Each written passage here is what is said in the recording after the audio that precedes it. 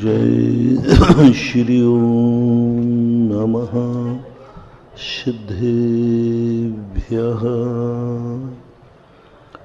सर्वमंगलमांगल्यं सर्वकल्याणकारकं प्रधानं सर्वधर्माणां जैनं जयतु शासनम्। पंच परमेष्टि भगवान की जय। आचार्य श्री गुरुवर कुंद कुंद महाराज की। आचार्य श्री गुरुवर विद्या सागर महाराज की जय। बोलो मुनि पुंगव 108 सुधासागर जी महाराज की जय। मुनि संघ की जय।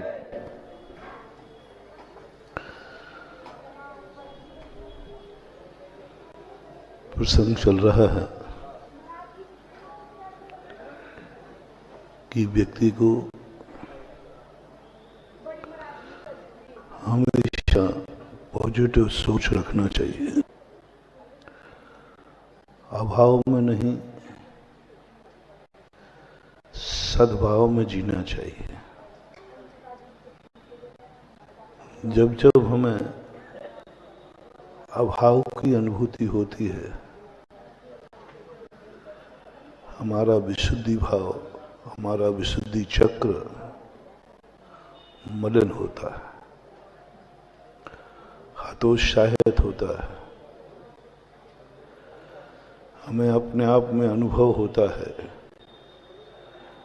कि मैं खाली हूं, असमर्थ हूं, और यही अनुभूति हमारे जीवन को वर्तमान में दुखी करती है और भविष्य को उजाड़ देती है। इसलिए जैन दर्शन ने जो खोजे थे, जैन दर्शन के कुछ सूत्र ऐसे हैं जो तुम्हारे लिए संकेत करते हैं, आदेश नहीं देते। उन्होंने कह दिया मैं सुखी कैसे रहूं, तो उन्होंने कहा निराकुल हो जाओ। निराकुल कैसे रहूं, बोले संतोष धारण करो। अब यही तो विशेषता है। यदि जो मेरे पास है इसी में संतोष होता तो आकुलता क्यों होती। और आपने वहीं ला करके खड़ा कर दिया कि हमारी आकुलता कब मिटे। देखो कितनी बड़ी बात। मेरी आकुलता है कि मैं यह प्राप्त करूं, तो प्राप्ति का उपाय तो बताया नहीं, कहा कि संतोष धारण करो। अरे भाई, संतोष होता तो हम आकुलता करते क्यों। भौतिकवादी और धर्मवादी, इन दोनों में सबसे बेसिक अंतर है। भौतिकवादी कहता है कि आकुलता है, उसकी पूर्ति करने का प्रयास करो। प्यास लगी है, पानी खोजो, भौतिकवादी कहता है। भूख लगी है, रोटी खोजो, शांति हो जाएगी। कोई भी प्रकार की आकुलता है उसको पूरी करो। गाली देने का भाव आ रहा है, दे डालो, शांति हो जाएगी। किसी को मारने का भाव आया है, मार डालो, शांति हो जाएगी। भौतिकवादी कहता है कि जो तुम्हारी इच्छा है उसकी जब तक पूरी नहीं होगी आप घुटते रहोगे, घुटते रहोगे। प्यास लगी है, पानी नहीं पियोगे, प्यास प्यास करते करते करते करते पूरे 24 घंटे निकाल लोगे। इससे अच्छा है कि एक गिलास पी लो, शांति हो जाएगी। एक गिलास पानी नहीं पीने पर तुम 24 घंटे आकुलता कर रहे हो, इससे अच्छा है एक गिलास पी लो, शांति हो जाएगी। ये भौतिकवादियों का है। कई दार्शनिक ऐसे ही हुए। दार्शनिकों ने, रजनीश का यही सिद्धांत था, इच्छा को दबाओ मत, इच्छा को पूरी करो। इच्छा को दबाओ मत, इच्छा को रोको मत, इसका का निरोध मत करो, इच्छा की पूरी करो। महानुभाव, थोड़ी सी कल्पना करो, इच्छाओं की पूरी करने का सिद्धांत यदि सारी दुनिया के दिमाग में आ जाए तो बोलो इस दुनिया का क्या होगा। तो कह रहे इच्छा हुई है कर डालो। अब बोलो दुनिया के प्रति क्या इच्छाएं? मारने की इच्छा है, मार डालो। क्यों? इच्छा है। सिद्धांत तो एक ही लागू होगा, जो इच्छा है उसे पूरी करो। चोरी का भाव है, चोरी कर डालो। अच्छे के भाव कम होंगे, बुरे के भाव ज्यादा होंगे, और तुम्हारा जो भाव है सामने वाले का भी वो भाव है। तुम्हारा भाव है कि मैं इसको मार डालूं, इच्छा है। सामने वाला कहता मेरी भी ये इच्छा है, आ जाओ बेटा मैदान में। नरक हो जाएगा ये दुनिया, दुनिया नरक हो जाएगी। आज भौतिकवादी है, ये यही कह रहा है कि तुम इच्छाओं के लिए दौड़ो, पूरी करो, दबाओ मत, आविष्कार करो, आविष्कार करो। जिस दिशा में तुम्हें जाना है उसके संबंध में जितनी तुम मेहनत कर सको करो, आविष्कार करो, क्योंकि इच्छाएं पूरी होना चाहिए। हमें धनवान बनना है, इच्छा पूरी करो, बनो, मेहनत करो, जैसे बने तैसे इच्छाएं पूरी करो। महानुभाव, दुनिया का ऐसा विनाश होगा क्योंकि इच्छाएं कभी पूरी होने वाली है नहीं, और तुम्हारी जो इच्छा है सामने वाले की भी वैसी ही इच्छा है। पता चलेगा कि दोनों लड़ करके मर जाओगे, इच्छाएं पूरी करते करते थक जाओगे, विराम होने वाला नहीं है। बस यहां धर्म काम करता है। धर्म कहता है कि देखो तुम्हारी इच्छाएं पूरी होंगी कि नहीं होंगी पता नहीं, लेकिन तुम संतोष धारण करो तो हम तुम्हें आनंद दे सकते हैं, आनंद दे सकते हैं। वस्तु तो नहीं देंगे, पानी तो नहीं दे पाएंगे हम, लेकिन आनंद दे सकते हैं प्यास में, आनंद दे सकते हैं भूख में। बस तुम्हें संतोष धारण करना है। तुम्हें ये देखना है कि अपनी निस्शक्ति का जागरण देखना, आनंद की अनुभूति। पानी नहीं मिलने से आनंद की अनुभूति नहीं होगी, प्यास लगने पर तो दुखी ही होगा। तुम्हें समझना कि मैं बिना पानी के तुम्हें शांति देना चाहता हूं, बिना रोटी के मैं तुम्हें शांति देना चाहता हूं, वो तो होगी नहीं। प्यास तो पानी से ही बुझेगी। लेकिन पानी तुमने जो पिया है वह तुमने आनंद नहीं लिया है, तुमने दुख का प्रतिकार किया है। प्यास मिटाई है, कुछ मिला नहीं है। भूख मिटाई है, कुछ मिला नहीं है।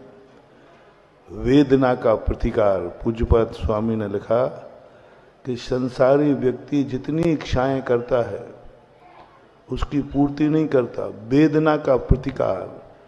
भूख लगी थी, रोटी औषधि बन गई, तो रोटी में आनंद आया है या भूख की वेदना खत्म हुई है?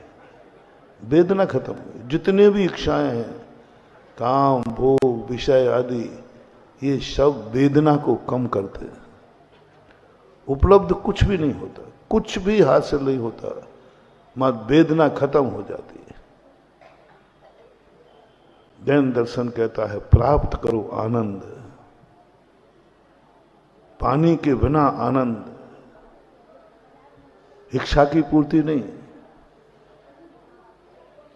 देखो, निशक्ति जागरण, तुम पानी नहीं पी रहे हो, पानी के तुम गुलाम बन रहे हो, पानी के तुम दास बन रहे हो। एक गिलास पानी ने तुम्हें अपना दास बना लिया। स्वाभिमान जगाओ, और एक ऐसा स्वाभिमान जागे कि तुम्हें ऐसी अनुभूति हो जाए कि मैं 24 घंटे बिना पानी के भी रह सकता हूं। साधु लोग, हम लोग उपवास करते तो ये मत समझना कि हमें प्यास नहीं लगती है, प्यास तो लगती है, लेकिन पानी पीने में जो आनंद है उससे कई गुना आनंद उपवास में आता है। प्यास सहन करने का जो आनंद है वो आनंद जिंदगी भर पानी पीने का नहीं है। प्यास जब लगती है उस समय जो भेद विज्ञान होता है,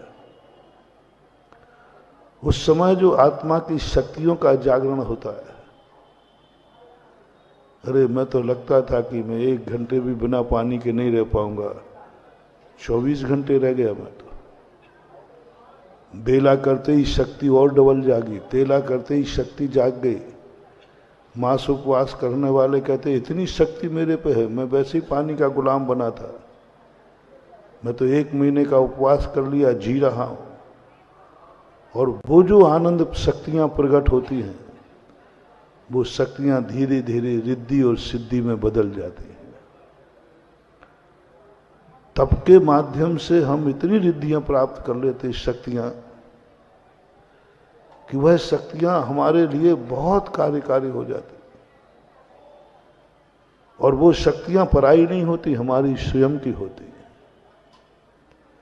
लोग समझते हैं कि पर वस्तु जितनी हमें मिलती जाएगी हम उतने समृद्ध होते जाएंगे,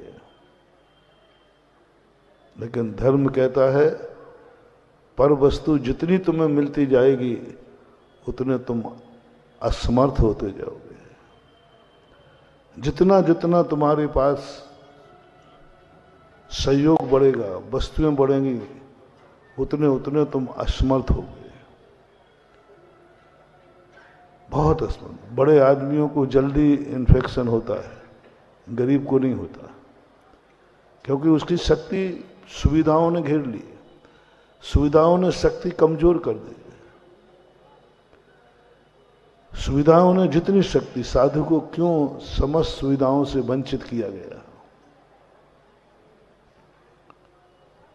सब सुविधाओं से वंचित किया गया। चक्रवर्ती से कहा, चक्रवर्ती को सब सुविधाओं, सारी सुविधाएं थी उसके पास, तो 6 खंड का वैभव था, शरीर था, परिवार था, धन था, दौलत था। जिन जिन चीजों के माध्यम से सुविधाएं थी, महावीर स्वामी ने सारी सुविधाओं से वंचित कर दिया। वो स्वयं वंचित हो गए, स्वयं वंचित हो गए। इतनी सुविधाएं तीर्थंकर को मिलती हैं, सारी सुविधाओं से युक्त होकर के वो, उनको आनंद नहीं आया, उनको घर कारागृह लगने लगा, स्त्री बेड़ी लगने लगी, परिजन रखवाले लगने लगे, सारी संपत्ति कौवे के बीट के समान लगने लगी। क्या तमाशा है! जिस धन दौलत के लिए व्यक्ति मर रहा है, उसी धन दौलत को चक्रवर्ती छोड़ रहा है। जिस जमीन जायदाद के लिए व्यक्ति मर रहा है, उसी जमीन जायदाद जिसकी पूरी चक्रवर्ती 6 खंड है, वो छोड़ रहा है। जिस स्त्री के लिए लोग मर रहे हैं, युद्ध हो रहे हैं, उसी स्त्रियों को छोड़कर के व्यक्ति बैरागी हो रहा है। जिस परिवार माता पिता को लोग चाहते हैं, उस परिवार को छोड़ के वनवास जा रहा है।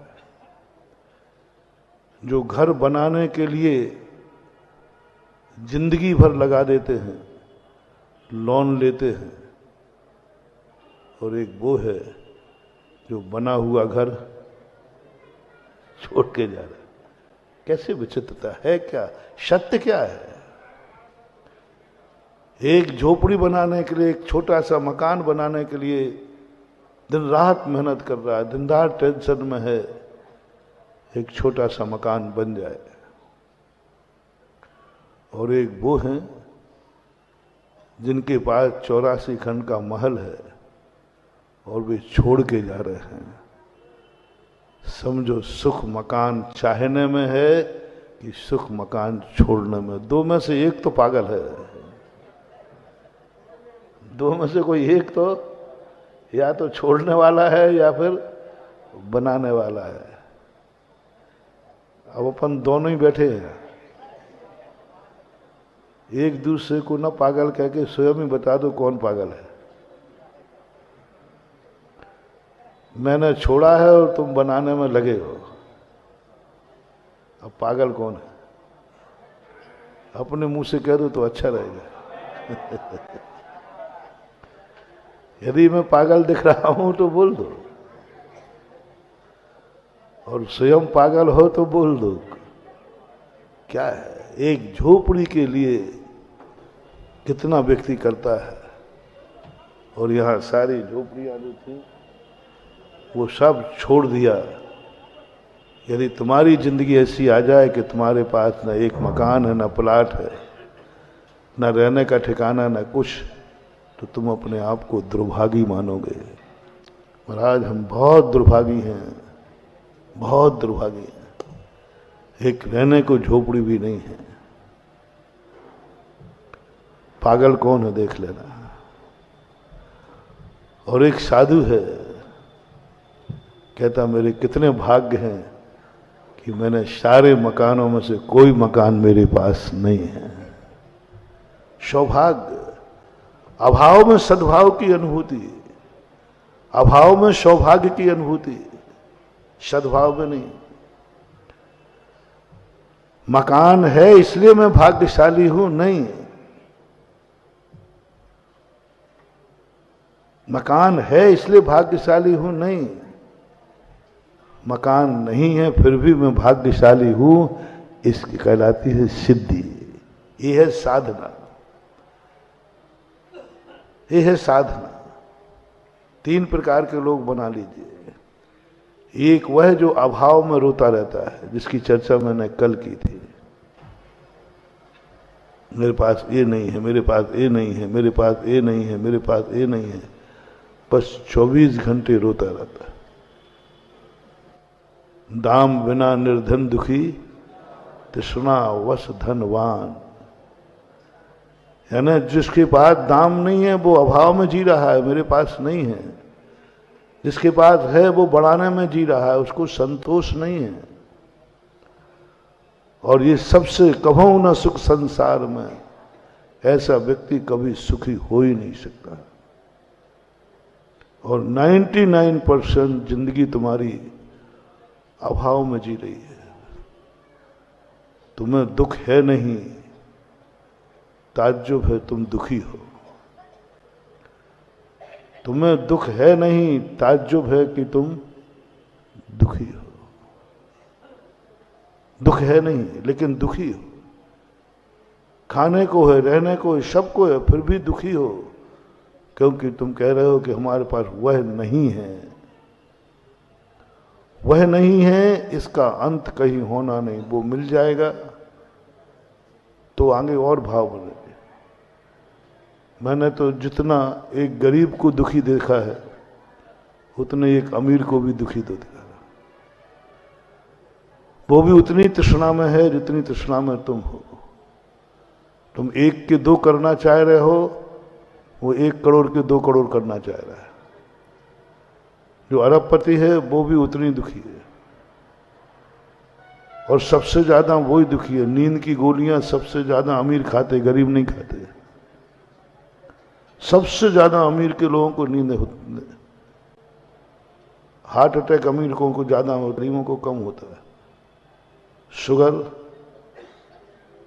अमीरों की ही बीमारी है, शाही बीमारी। और इस बार तो कोरोना ने भी दिखा दिया कि हम भी बड़े आदमियों के भी, गांव का नहीं था, शहरों का था। अभाव की जिंदगी, हमारी जिंदगी एक ऐसी बुरी आदत पड़ गई है, हमेशा अभाव में जीते। हमारा आधा गिलास खाली है, हमारे पास यह नहीं है, यह नहीं है। ये संसार में कभी सुखी नहीं हो सकते, इनको कोई सुख नहीं मिलने वाला, कभी नहीं मिलने वाला। जैसे कल मैंने बहुत विस्तार से कहा था, मैं अभाव में जीऊं कि मैं अरहंत भगवान नहीं हूं, मैं अरहंत भगवान नहीं हूं, हमेशा दुर्भाग्य ही आएगा। हम कभी जिंदगी में चेहरे पर मुस्कान नहीं ला पाएंगे, हम शांति से सामायिक भी नहीं कर पाएंगे, हमें पुण्यबंध भी नहीं होने वाला, कुछ नहीं होगा। हमारा दिन प्रतिदिन डाउन होता जाएगा, क्योंकि हम अभाव में जी रहे हैं। मैं अरहंत नहीं हूं, मैं अरहंत नहीं हूं, मैं दुर्भागा हूं, मैं पापी हूं, मैं शक्तिहीन हूं, क्योंकि मैं अरहंत नहीं हूं। कल बहुत बड़ी व्याख्या थी महानुभाव, एक सोचने की बहुत बड़ी चीज थी। अच्छे हो कर्म हो या बुरा कर्म हो, अच्छा पद हो या बुरा पद हो, जब हमें अभाव में जीना हो तो समझ लेना आपको संकट झेलना पड़ेंगे। आप संकट झेलने की हिम्मत रखते हो, आप दुख उठाने की हिम्मत रखते हो, तो आप अभाव में जी, जो आपके पास नहीं है उसका चिंतन कीजिए और अपने आप को कोसिए।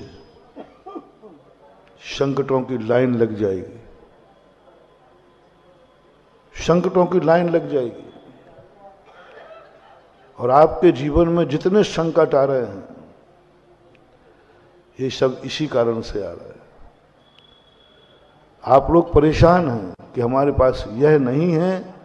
ये जिंदगी का सबसे बड़ा अभिशाप, सबसे बड़ा अमंगल, सबसे बड़ी जिंदगी का खतरनाक समय। जब जब तुम्हारे मन में ये भाव आवे, यह चीज मेरे पास नहीं है, ये भाग्यवान है, मैं भाग्यहीन हूं, ये भाग्यवान है, ये भाग्यहीन हूं, तुमने अपनी हार स्वीकार कर ली। और अपने आप को जो कोसता है, मैंने कई बार प्रश्नों में कहा, सबसे बड़ी बद्दुआ स्वयं की होती है। तुम सबसे पहले अपनी जिंदगी को कोसते हो, सबसे पहले। 90% लोगों को जो बद्दुआ लगी है स्वयं की लगी। मैंने शायद देवगढ़ में कहा था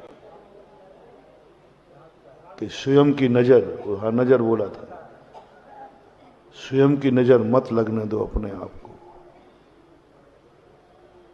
स्वयं की बद्दुआ मत दो अपने आप को, स्वयं की जिंदगी विनाश मत करो। और कहा था ना कि कभी ये मत करना, ये कोई जिंदगी है क्या?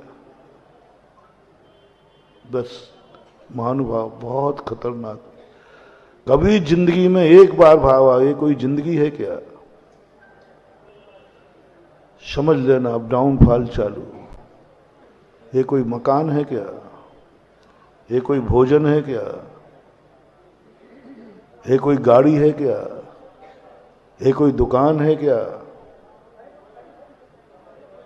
ये कोई है गाड़ी? ये गाड़ी है। आज के युग में बताओ, हमारे पास साइकिल है और हमको से ये कोई साइकिल है क्या? ये कोई गाड़ी है क्या? जाओ, गाड़ी भी खत्म।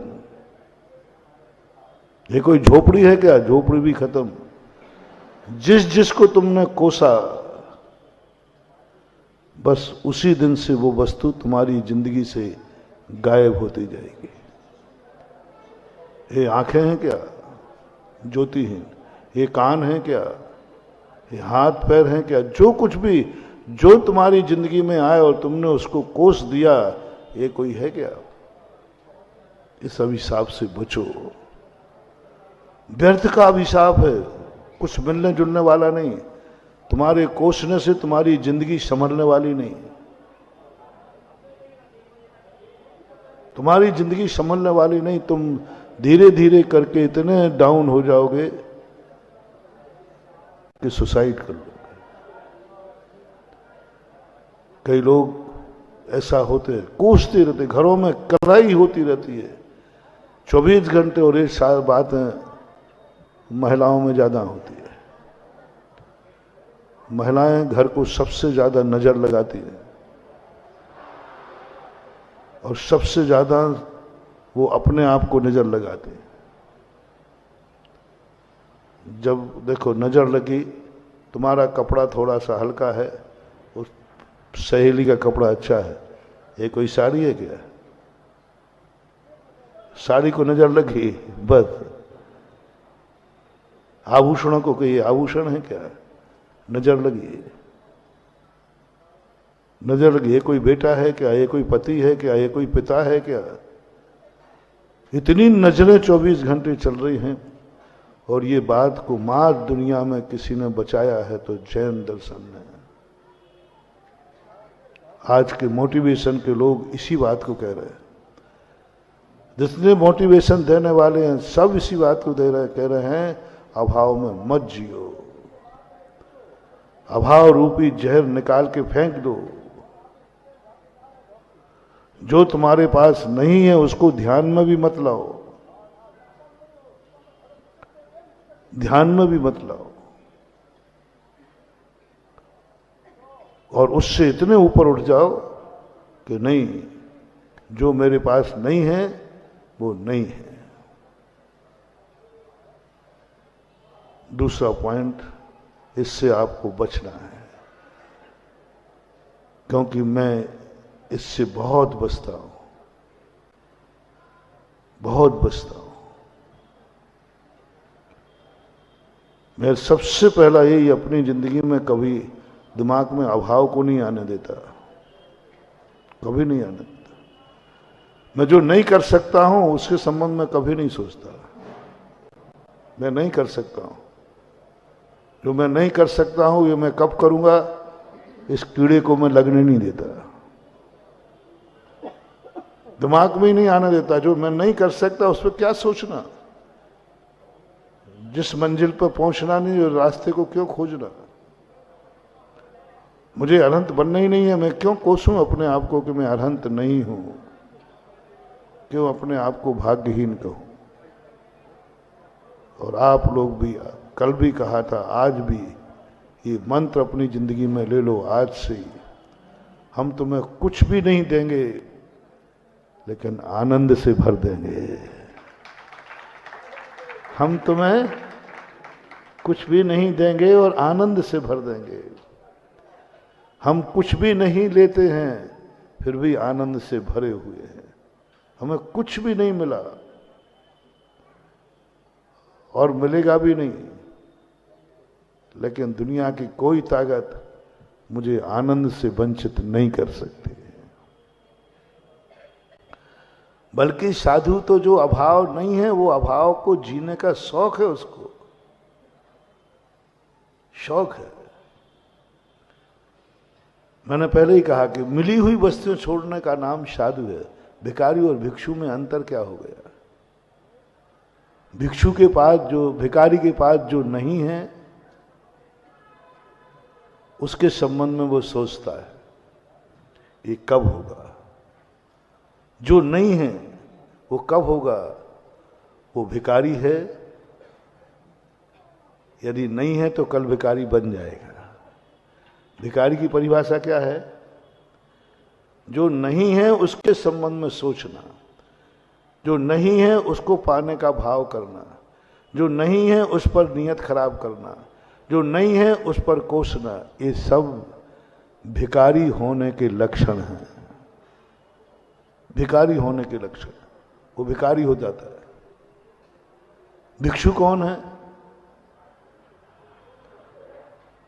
भिक्षु कौन है? जो है उसको भी छोड़ना, जो है उसको भी छोड़ो। और जैसे तुम्हारे पास अभाव में आनंद आ गया, उसको सद्भाव में नहीं। 3 व्यक्ति लिए हमने। एक व्यक्ति अभाव में दुखी है, एक व्यक्ति सद्भाव में सुखी है, एक व्यक्ति अभाव में सुखी है। 3 बिल्कुल विपरीत है। एक अभाव में दुखी है, जैसे भिखारी कहा। और आप लोग अभाव में यदि दुखी हो रहे हैं तो आपको निश्चित मान लेना कि आपका भिखारियों में नंबर आने वाला है। आपने फॉर्म भर दिया। अभाव का तुम्हें दुख, कभी भी अभाव का दुख हो जाए, अनिष्ट संयोग और इष्ट वियोग, ये 2 आर्त ध्यान हमें बर्बाद कर देते हैं। ये 2 आर्त ध्यान इतने खतरनाक आर्त ध्यान है। इष्ट वियोग, जब हमारा इष्ट का वियोग होता है और हम शोक में डूब जाते हैं, उसके अभाव में इतने दुखी हो गए खाना पीना छोड़ दिया, उसके अभाव में इतने दुखी हो गए कि हमारे लिए अब किसी चीज में मन नहीं लग रहा है, क्योंकि इष्ट का वियोग हो गया। जो हमारे पास थी वो चली गई, जो वस्तु थी वो चली गई। इसका दुख मनाना आर्त ध्यान है। और आर्त ध्यान में त्रियंश गति का बंध होता है। आर्त ध्यान में हमें अपनी बद्दुआ स्वयं को लगती है। अब इससे बचो, कैसे बचोगे? इष्ट का वियोग हो जाए, रोना मत। इष्ट का वियोग हो जाए, शोक मत मनाना। इष्ट का वियोग हो जाए, अपने कर्तव्य से च्युत मत होना। हो गया इष्ट का वियोग। पंडित बनारसी दास जी थे, उन्होंने इष्ट वियोग को सबसे ज्यादा जीता है और अनिष्ट संयोग को, अनिष्ट संयोग मिलने पर वो कभी आर्त ध्यान में नहीं गए। उनकी 10 संतानें थी, 10 मरण को प्राप्त हो गई। 10 भये 10 मुए, रहे ठूट के ठूट। उन्होंने खुद लिखा कि मेरे 10 संतानें हुई, 10 मर गई, रहे ठूट के ठूट। 10वीं संतान जब उनकी मरी, बालक था 10-12 साल का, अंतिम संतान थी। उस दिन 2 प्रवचन में लेट आए सभा में। बोले पंडित जी लेट कैसे हो गए? आगरा पहले से बड़ा शहर रहा है, सबको पता चले या नहीं चले। बोले भाई वो एक 10-12 साल से मेरे घर में एक मेहमान रह रहा था, उसको बहुत मनाया, बहुत किया, वो जाने की जिद करने लगा, मान ही नहीं रहा था, माने ही नहीं। सब लोग लगे पंडितों के यहाँ और मेहमान और 10-12 साल से। पंडित जी ऐसा तो हमने आपके यहाँ तो कोई मेहमान था ही नहीं। नहीं नहीं मेहमान ही था, वो मान नहीं रहा था। तो अब वो जाने की जिद कर लिया तो थोड़ा तो हमारा दायित्व बनता है कि मेहमान को थोड़ा छोड़ के आ जाए। इसलिए मेहमान था, उसको मैं छोड़ने गया था। छोड़ने गए थे, बोले कहाँ? बोले थोड़ा सा वो स्मशान घाट है ना, वहां तक। तब पता चला पंडित जी ऐसे कहानी सुना रहे हैं जैसे कोई मेहमान स्टेशन पे जा रहा हो। क्या हिला नहीं पाया उनको, मंदिर आ गए। वो स्वाध्याय तो नहीं किया, मंदिर आके बैठ गए। बोले ठीक है, एक मेहमान को भेजने गए थे, भेज के ऐसे सरलता से, ऐसे सरल भाव से बड़ी गजब की कहानी है पंडित जी साहब की। उनको कोई इष्ट संयोग, इष्ट वियोग उनको हिला नहीं पाया। बोले आ गया, ठीक है, गया था गया, चला गया, हमारा इतना संबंध था। अनिष्ट संयोग उनको कभी रुला नहीं पाया। उनकी पत्नी इतनी खतरनाक थी, मैं कई बार सुना चुका, लेकिन उनको कभी क्रोध नहीं आया।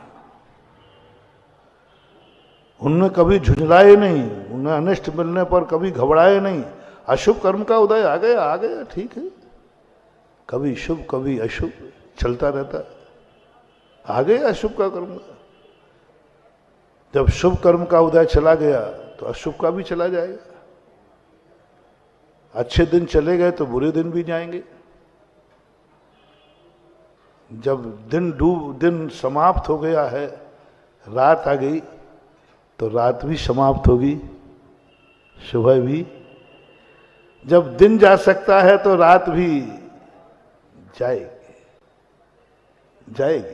भाई बात अलग है, कभी रात बड़ी हो जाती है और कभी दिन बड़ा हो जाता है।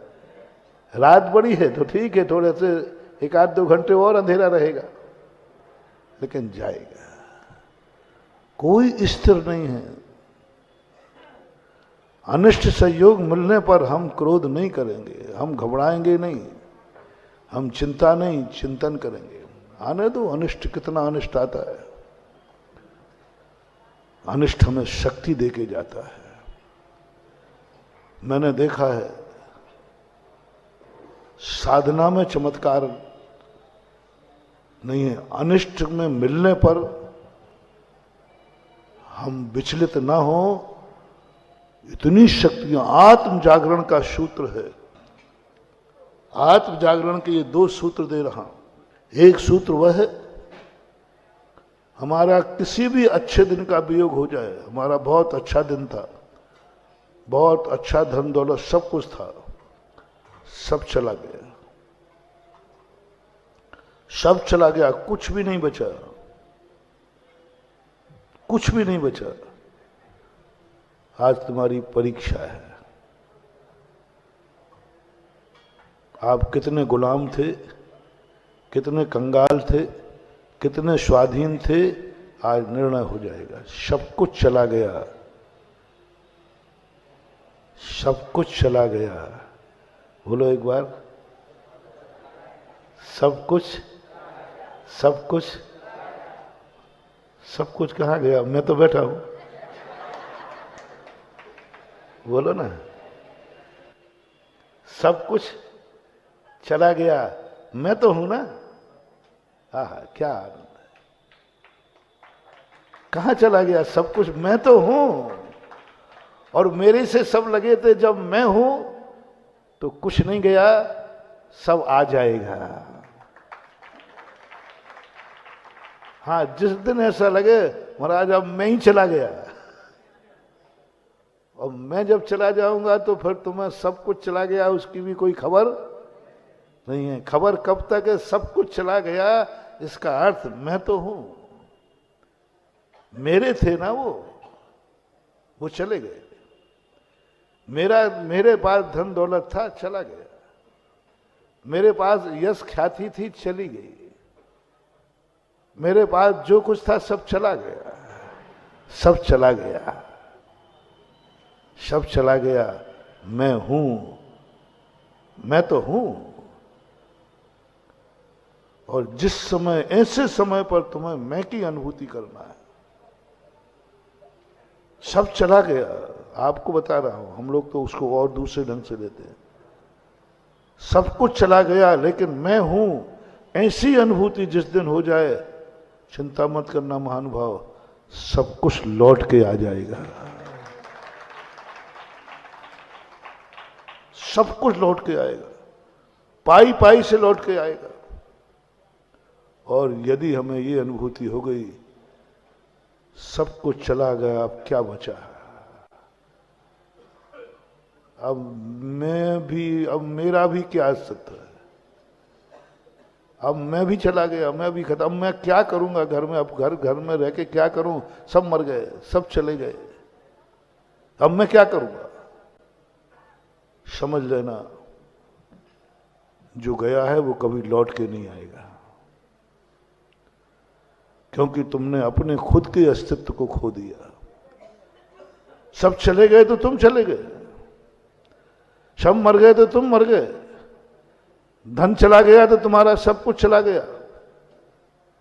नहीं, हमारे यहां पूज्यवर शिवकोटि महाराज ने कहा, यहां तक कि तेरे प्राण जा रहे हैं, और सम्यक दृष्टि कहता है प्राण ही जा रहे हैं, मैं तो हूं, मैं तो शाश्वत हूं, मैं तो अविनाशी हूं, मैं तो हूं, मैं चेतन आत्मा हूं। गजब का सोच दिया। प्राण निकल रहे, शरीर छूट रहा है, मरणासन है, क्या संबोधन देते हैं, देख प्राण ही निकल रहे हैं ना, तू प्राण नहीं, तू चेतन प्राण है, तू ज्ञान स्वरूप ही है, तू दर्शन स्वरूप ही है। तू कौन है, तेरा लक्षण क्या है? मेरा लक्षण मकान नहीं है, मेरा लक्षण परिवार नहीं है, मेरा लक्षण धन दौलत नहीं है, मेरा लक्षण शरीर नहीं है, मेरा लक्षण और भी जो कुछ वैभव है ये नहीं है, मेरा लक्षण प्राण नहीं है, मेरा लक्षण है उपयोगो लक्षणम, ज्ञान दर्शन मेरा लक्षण है। वो तो मेरे पास है, मरते समय भी है, मरने के पहले भी है, मरने के बाद भी है। ओहो, कहाँ गया? मैं तो हूं, मैं तो हूं, मैं तो हूं, प्राण जा रहे हैं जाएं, मैं तो हूं। इतनी सी अनुभूति मरण समय हो जाए, समझ लेना शल्लेखना सफल हो गई। कुछ नहीं, इतना प्राण निकलते समय अमरता की अनुभूति से दुनिया कह रही मर रहा है, और अनुभव में आ रहा है कि मैं अमर हूं, मैं अमर हूं।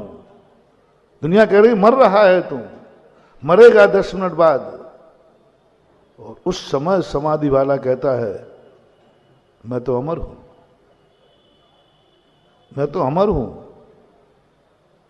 जो आज भी हूं, कल भी था और कल भी। बस एक क्षण का काम है मान हुआ, एक क्षण का, बस मर रहे हैं और अमरता की अनुभूति हो जाए, समाधि हो गई, और वो 7-8 भाव में अमर बन जाएगा, सिद्धालय में पहुंच जाएगा। बस इतनी सी साधना मुनि पद में, और कोई साधना नहीं करना। सबसे बड़ी साधना है, सब कुछ मिट रहा है और मुझे मिटने का अनुभव ना हो, मिटने का अनुभव ना हो। मैं हूं, कहां मिट रहा हूं, कहां मिट रहा हूं? परिवर्तन हो रहा है। मेरा स्वरूप वस्तुत्व गुण एक कहलाता है, 10 सामान्य गुणों में आता है। वस्तुत्व गुण यानी वस्तु को अपने स्वरूप से पृथक नहीं होने देना। जा रहा है जाने दो, तुम रोक पाओगे क्या? रोकने का प्रयास कर लो, दवाई ले लो, डॉक्टर को दिखा दो।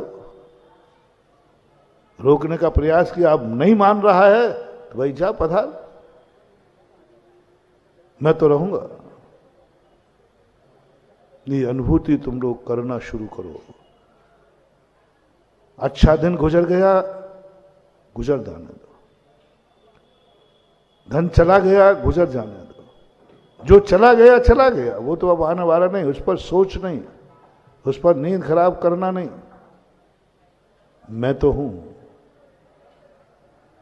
मैं था इसलिए सब थे, आज भी मैं रहूंगा तो ये कल सब फिर आ जाएंगे, आज भी सब आ जाएंगे, क्योंकि मैं अपने आप की सत्ता को तो नहीं खोया है। तो जितने इष्ट वियोग अपनी जिंदगी में आते हैं, विकल्प आएगा, लेकिन मैं संभालने की कला सिखा रहा हूं तुमको। नहीं आएगा, 6ठे गुण स्थान तक भी इष्ट वियोग का आर्त ध्यान होता है, लेकिन उस आर्त ध्यान को जीत लिया अपन ने तो देखना इतनी शक्तियां जागेंगी, मैं इनके बिना भी जी सकता हूं। जैसे मैंने अभी कहा था, मैं पानी के बिना भी 24 घंटे जी लिया। मुझे तो पता नहीं था, मैं तो समझता था 1 घंटे पानी नहीं मिले तो चक्कर आ जाएगा, मैं तो जी गया। 24 घंटे नहीं खाया, मैं जिंदा हूं।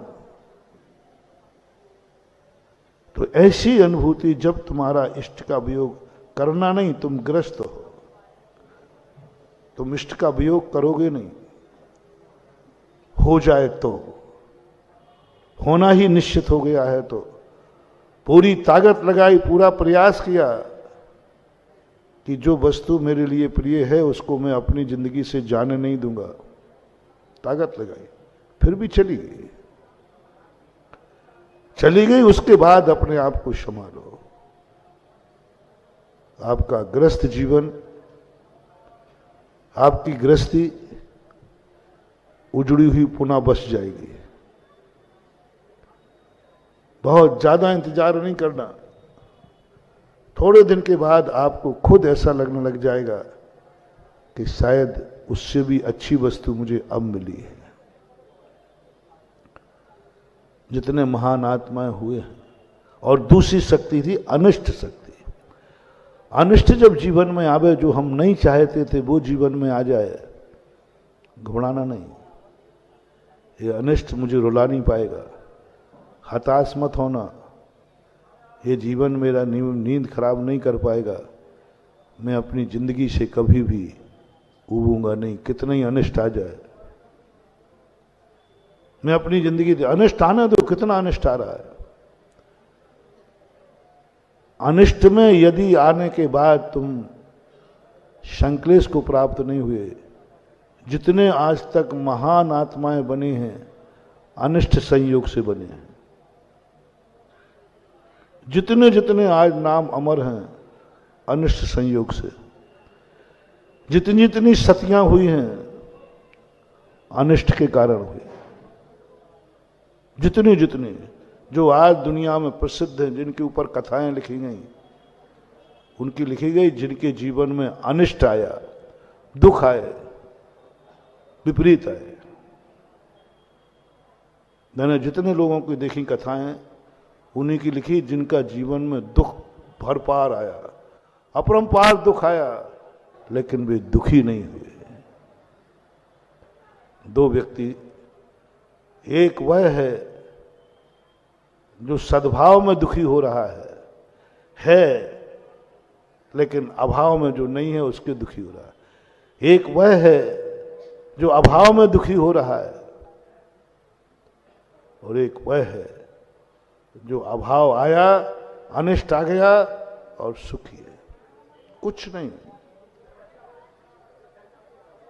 एक भी कथा बताओ, सुखी आदमी की कथा बताओ। मैंने कथाएं बहुत पढ़ी, सुखी आदमी की कथा बताओ कोई, जिसके जीवन में कोई कष्ट नहीं आया, उस पर किसी ने कथा ही नहीं लिखी है। सबसे अच्छी पिक्चर कौन सी होती है? जिसमें खलनायक हीरो की जितनी दुर्दशा की जाएगी, वो पिक्चर सबसे ज्यादा हिट होती है। बस, यानी तुम लोग पसंद क्या है तुम्हारा?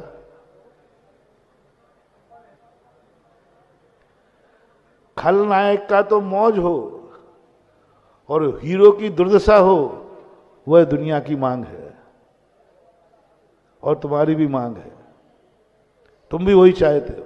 वो पिक्चर बहुत हिट होती है। और फिर मैंने शास्त्रों को उठाया, मैंने कि कथा किस पे लिखी गई। हम भी चाहते हमारी भी एक कथा लिखी जाए।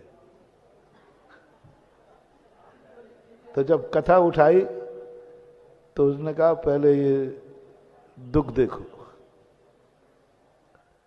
दुख देखो, ये क्या ये दुख सहन कर पाओगे तो कथा लिखी जाएगी। 9 राम हुए, 9 राम हुए जैन दर्शन के अनुसार, बलभद्र कहते हैं। 8 बलभद्रों का नाम ही नहीं है। मेरे से मत पूछ लेना, मुझे भी याद नहीं है। 8 बलभद्र, 8, 1-2 के तो याद है, कृष्ण के भैया बलराम, लखन के भैया राम, और शेष 7 के नाम तक नहीं लेता कोई, याद भी नहीं करता, कोई नहीं करता। क्योंकि उनके जीवन में कभी अनिष्ट का संयोग नहीं आया, उनके जीवन में कभी बुरे दिन नहीं आए, उनकी जिंदगी में कभी खलनायक नहीं था, उनकी जिंदगी में कभी भी दुश्मन नहीं था। सबके सुख के दिन थे। पूरे 8-7 बलभद्र, 8 बलभद्र इतने सुख के साथ जिंदगी जिए। आज उनको कोई पूछने वाला नहीं है, कोई पूछने वाला नहीं है, नाम लेने वाला नहीं है। और जिनकी जिंदगी में कभी सुख नहीं मिला, दुख ही दुख, दुख ही दुख, स्वयं दुखी, और जो उनके सहयोग में आया वो भी दुखी। देख लो श्री राम पूरे कितने कष्टों में रहे, कष्ट ही कष्ट से, और जो जो उनसे जुड़ा, बेचारी माता ने श्री राम को जन्म दिया तो उसको पुत्र वियोग भोगना पड़ा, पति वियोग भोगना पड़ा, क्योंकि वो राम की मां थी। अयोध्या में और भी लोग थे, गरीब थे, दुखी थे, भाग्यहीन थे, लेकिन उनका पति भी घर में था और बेटा भी घर में था। अब रामचंद्र जी को महान कहूं कि क्या कहूं? मां कहती है बेटा ये क्या तमाशा है। बेचारा लक्ष्मण अपने कारण नहीं, सारे कष्ट किसके कारण? बेचारी सीता, जब तक रामचंद्र जी जिंदगी में नहीं थे बड़ी सुखी थी। रामचंद्र जी जब तक वो जनक के घर में रही, कभी उसको हवा भी सुखी थी। और रामचंद्र जी की जैसी जिंदगी में आई, सबको मालूम है, सबको मालूम है, अयोध्या को भी मालूम है, सबको मालूम है। पूरी जिंदगी भर दुखी रहे, उनके साथ रहने वाले दुखी रहे। आज उनकी कथा लिखी गई। आज लोग दुखी आदमी की कथा पढ़ते हैं, कथा बांधते हैं, रामचरित मानते हैं, और सबसे ज्यादा संसार का कोई व्यक्ति धर्मात्मा है तो श्री राम। और सबसे ज्यादा ग्रंथ लिखे गए सारे दर्शन में, 24 तीर्थंकरों पर इतने ग्रंथ नहीं लिखे गए। जैन दर्शन में भी जितना साहित्य श्री राम पे लिखा गया, वैष्णव दर्शन में तो मुख्य ही।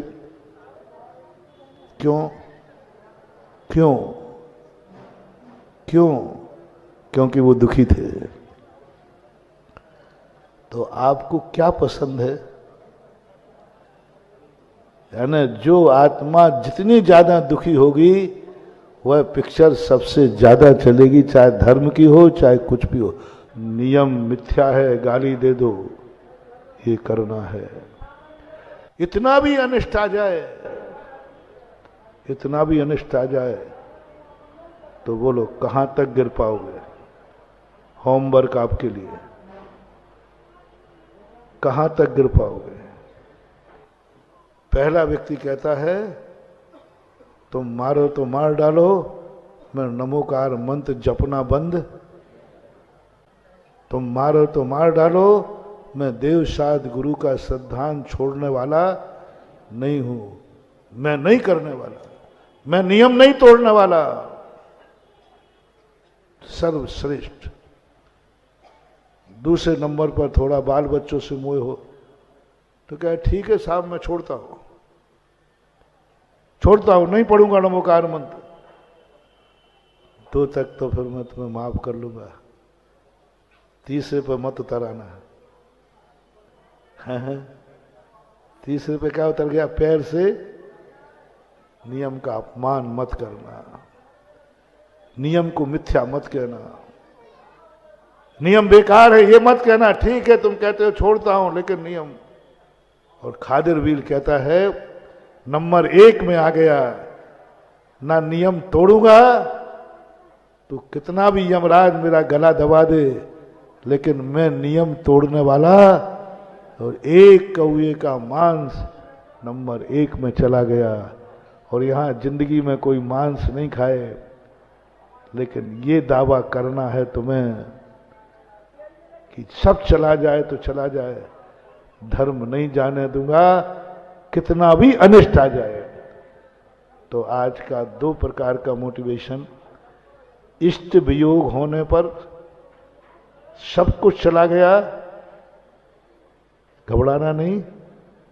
क्या कहना है, क्या कहना, अभी मैं, क्या क्या चला गया, सब चला गया, लेकिन अभी मैं हूं, बस ये अनुभूति करना, सब वापस आ जाएगा। थोड़ा टाइम लगेगा। क्या चला गया, मैं तो हूं। और अनिष्ट कितना भी संयोग आ जाए, कितना भी संयोग आ जाए, जो वस्तु तुम्हारी जिंदगी में मूल्यवान हो, जो वस्तु तुम्हें प्राणों से भी प्यारी हो, जो वस्तु तुम्हारी जिंदगी में अनमोल हो, कितना भी अनिष्ट यमराज आके तुम्हारे प्राण निकाले तो निकलने देना, लेकिन अपने देव शास्त्र गुरु और नियम और धर्म को निकलने मत देना। अनंत शक्ति जागेगी, अनंत शक्ति, ऐसी शक्तियां जागेगी आत्मा की, निज आत्मा की। इसलिए अनिष्ट संयोग और इष्ट वियोग को अपनी सिद्धि का साधन बनाओ, इनको जीतो, और जितना अपन इनको जीतते जाएंगे निशक्ति जागरण होता जाएगा, निशक्ति जागरण होता जाएगा। भली, कल का याद करो, भली कलश छोटा है लेकिन नियम छोटा है ना। कौए के मांस त्याग करना कितना छोटा सा नियम है, बहुत छोटा सा नियम है। कौए का मांस त्याग है, बहुत छोटा सा नियम है, लेकिन कलश जीवन की अंतिम श्वास तक उसका नियम झलक नहीं पाया, भरा हुआ रहा। यही जैन दर्शन कहता है, नियम छोटा हो तो वो भी हमारे लिए मंगलकारी होता है। इष्ट और अनेक संयोग की, इष्ट वियोग और अनिष्ट संयोग के तूफान हमें हिलाने के लिए आएंगे, हिलेंगे, लेकिन हमारा कलश झलकने वाला नहीं है। ये 2 सिद्धियां बताई महावीर भगवान की।